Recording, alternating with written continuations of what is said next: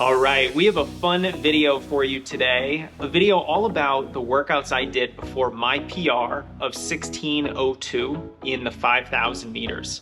This is what I ran my senior year of college at an outdoor track meet at Wesleyan University, and I wanted to give you a sneak peek at some of the sessions I did to help prepare me for this race. Now, there's a couple big caveats before I share with you these workouts. Number one, these aren't magic workouts. You could do these workouts or very different workouts and still be very successful in the 5K. Caveat number two is that this doesn't necessarily mean these are ideal workouts or that this was the perfect preparation. So don't think your workouts have to even look similar to what I did. Caveat number three, I wasn't actually training for a fast 5K. I was focusing on the 3,000 meter steeplechase, which you'll see in one of these workouts. So I wasn't actually doing the most specific 5K prep that I could do. I was doing a lot of hurdle work, a lot of preparation for the 3,000 meter steeplechase. So necessarily, I didn't do as much specific workout preparation as I could have. Do you always have to do as much specific prep as possible? No, of course not. In a future video, I'm gonna share the workouts that I did before my PR in the mile, and you'll see this in much more detail. So let's get started with some of the workouts that I did. What I'm gonna do is share workouts starting from further out in time, and then we'll get closer and closer to the race, and then I'll finally share the workout that I did a couple days before this particular race. All right, the first workout that I did before my 5K PR, this was about 3 weeks before the race. This workout was 6 times 800 meters. The goal was 5K minus 15 seconds pace. So in other words, let's just say your 5K pace is 7 minutes a mile. For a workout like this, your goal pace is 6 minutes and 45 seconds per mile. So it's definitely an aspirational pace. This is something that my college coach used frequently to get us training at a faster pace than what we actually did during a race situation so that we would be in a better position to run a PR. And this workout had a very important wrinkle. The third and sixth 800 meter repetition were done over hurdles. So because I was training for the steeplechase, I was doing some of my workouts with hurdles. So I ended up running 6 times 800 meters with a 3-minute recovery jog. And let's see, I'll pull up my splits here.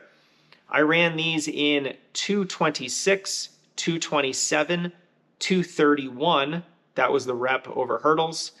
232, 234, and then the final repetition over hurdles was 240. Nice positive split there, Jason. My notes for the day said that this was a windy day and I had no energy. I also just felt completely gassed after the third repetition, the first time that I was running over hurdles. So we can look at this workout and say that I was basically running about 5-minute mile pace for half-mile segments. 2 of the 6 half-mile reps had hurdles on them. Not bad. Not a bad workout. Let's see the next workout that I did. All right, the next workout is an interesting one. I ran 6 times 1,200 meters, but the 1,200 meters was not run at an even pace throughout the repetition. I essentially ran the first 1,000 meters at a threshold or lactate threshold effort, and then the final 200 meters of the repetition, I sped up to my 1,500 meter race pace. And so this is a workout that I literally wrote felt like crap on. So it wasn't a great workout for me. And here are my splits in case you're interested. 358 for the first 1,200, and I split 324 and 33 seconds for the 1,000 and the 200. 358 again with a 324 and a 34 second 200. 4 minutes with a 325 and a 35 second 200. 402 with a 327,000 and a 35 second 200. A 359 with a 324 and a 35 second 200. And then finally a 359 with a 325,000 and a 34 second 200 meter. So overall, pretty consistent. I would say that this is a pretty good threshold effort for me, but I was struggling to actually pick it up to 1500 meter pace for the 200 meter rep. Now that I have my coach's hat on, I would say that that's okay. You're under high fatigue. You're probably not going to be able to race as fast at the end of this workout, for the 200 meter repetition because you're running so much at threshold. High fatigue, yet nevertheless, great workout for practicing changing gears, especially when you're tired, which is something that you definitely have to do in middle distance races. Really, really like this workout. I wish I could have felt better and performed a little bit better on it, but what are you going to do? All right, let's look at the next hard session that I have, which is actually not a workout at all. This was a race, and I'm going to include it in here because races are like workouts. They're very hard efforts, and this was a double.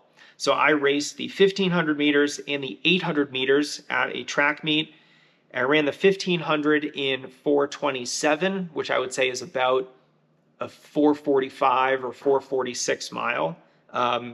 Actually quite slow for me at the time. And then a 2:11 800 meter race. That was the second race of the day. My notes in my training log say morale is low. Clearly not a good race day for me, but nevertheless, got to just keep going, especially with these middle distance races.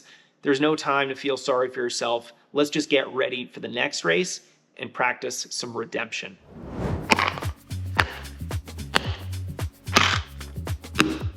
I want to take a quick break to thank our sponsor, Previnex. You can go to Previnex.com and use code JASON15 for 15% off your purchase. But Previnex is a very different kind of supplement company, and I want to thank them for all the work they're doing to helping runners with joint problems. I want to share some of the incredible testimonials from people who have started taking their joint health product. Now, I've never partnered with a supplement company before because I've never found one that I really believe in, but Previnex is different. They are, in my view, the best supplement company that you can find. They only use the most bioavailable ingredients. They do pharmaceutical grade manufacturing, testing of both raw ingredients and the finished product. And for every bottle of vitamins that you purchase, they're gonna donate a bottle to kids in need. Now, if you're a runner with joint problems, you've gotta try their Joint Health Plus product for all these reasons. I mean, it is clinically proven to reduce joint stiffness, to improve joint flexibility, and to reduce joint pain in just 7 to 10 days. And the testimonials from our YouTube and podcast audiences who have tried Joint Health Plus really do indicate that this is the real deal. Now, I don't have any joint problems, so I can't speak personally to this. I'm a big fan of Nourify, their vitamin, and also their immune support product. But Joint Health Plus seems to be practically a game changer for these athletes with joint problems. So if you want to try it out and support our YouTube channel, go to Previnex.com and enter in code JASON15. You're going to save 15% on your purchase, and if you get the vitamins, you're going to be helping kids in need, as well as investing in your health with what I think is one of the best supplement companies that you can find. All right, our penultimate workout before my PR in the 5K was a cut down, 1,000, 800, 600, and 400 at 5K minus 30-second pace. So this is substantially faster than my actual 5K pace. We started with only 1,000 meter repetition and we went down to 400 meters. This workout is actually only, 2,800 meters. So that's the total distance of the workout. So about, 1.75 miles. A relatively short workout for someone training for a 5K, but it's so fast that you necessarily have to cut back on the total volume. And I ran those in 2:58, 2:20, 1:43, and 67. Speedy. This was a speedy day for me. Clearly, I'm getting ready to run fast at this 5K. And then finally, the race that I ran right before the 5K, this was 3 days out from my PR in the 5K. I ran 5 times 1,000 at lactate threshold. Pretty simple workout, not too fast, much slower than my eventual 5K pace. And I ran these reps in 331, 330, 330, 331, and 331. So very consistent. One thing that I can see here is that when there is some kind of variability thrown into the workout, whether it's running some of the repetitions over hurdles or running these progressively faster repetitions where for 1200 meters, I was running threshold for 1,000 and then 1500 meter pace for the final 200.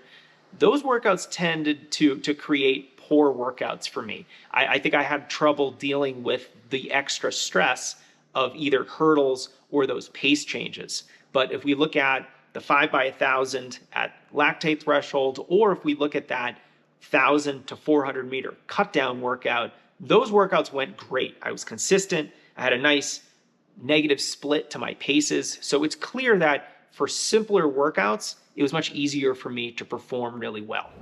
And then of course, the rest is history. I actually have a video here on the YouTube channel talking about the funny story around my 5K PR. Hint, my friend who was pacing me showed up really hungover to the race, but nevertheless was able to successfully pace me to a new PR on April 15th, 2006. I ran my PR of 16:02.90 in the 5,000 meters. This was at the Wesleyan Invitational, and that ended up being my PR ever for the event, which is so annoying because it's so close to being a sub 16 5K, but unfortunately, I could just never really put it together. I had a lot of raw speed. I had pretty good endurance, but in a 5K, I had trouble really getting those together to put together a really fast 5K. I never really thought I was great at the 5K, and this race kind of proves it. Even though I ran somewhat evenly for the race, I didn't feel good almost from 200 meters in. My breathing was labored, and I really struggled with it. Nevertheless, it was the fastest time that I've run. So as you gear up for your own races, I hope this shows you a lot of variability when it comes to workouts. You can do a lot of different types of workouts. What's more important than the actual workouts that you're doing is the total body of work. So are you actually progressing over the season?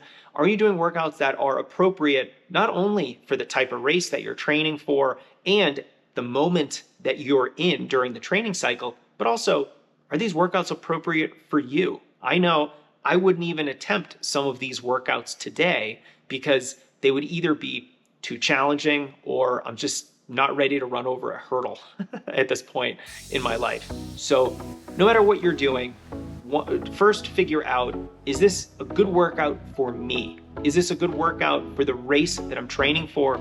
And of course, is this workout appropriate for the time frame that we're in? You can go to strengthrunning.com/coaching and pick up a training plan included in many of our programs, and I'll show you exactly how to lay out your workouts from the beginning of a season all the way up to your goal race. But even if you don't go with a strength running program, I want you to run your fastest yet. So if this didn't get you motivated to try a strength running program, I want you to be inspired to run lots of workouts so that you can eventually race your best.